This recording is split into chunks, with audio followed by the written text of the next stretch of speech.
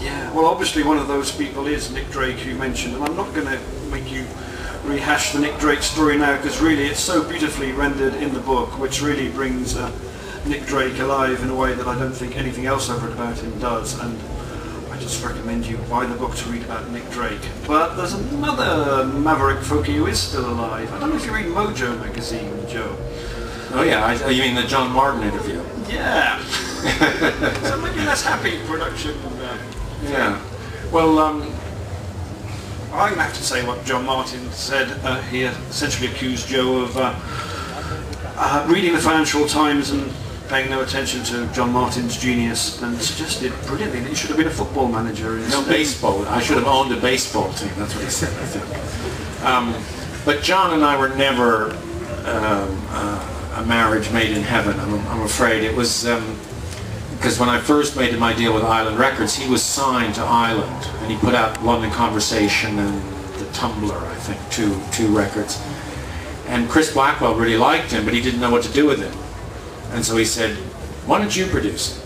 And I said, "No, he doesn't do anything for me." And meanwhile, I was starting to work with this singer, this girl called Beverley, and she started to make. We did a few recordings with her and a backing band, and then she called me up one day. She said, "Oh, all the problems of who I'm going to record with have been solved. I'm living with John Martyn, and we're going to be a duo." I said, "Oh, great." You know. But in fact, it was okay. I thought, okay, no, that's actually a good thing, because it solves the problem of what Beverley does, and John's, even though I don't really love his music, he's good, and it'll be fine. So we made 2 records, John and Beverley Martyn, but John was never my kind of guy, and I think he obviously sensed that, you know, I was sort of recording him because of Beverley rather than because I loved him.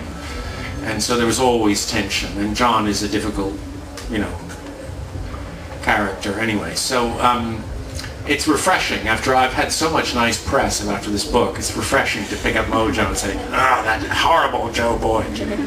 So yeah, John and I were never great buddies. Well, I spent the week, the question was, did I have any memories of Syd Barrett? Well, of course. I mean, you know, there was a lot of things we could have talked about. John felt this should be a folky event. But in a way, one of the great sorrowful memories I have, just for my own selfish reasons, is that when I was working with the Pink Floyd at the beginning of, we were just preparing to go in studio to make Arnold Lane, I had this evening with them, and Syd played me a few songs, just his voice and guitar, which he said didn't really work with the group. And I was recording a group called the Purple Gang. It was a junk band from Macclesfield that made one cult single called Granny Takes a Trip, which is, by the way, on the White Bicycles compilation CD, which we also have a few copies for sale afterwards. I've become a writer now, but I'm still basically an entrepreneur at heart. So,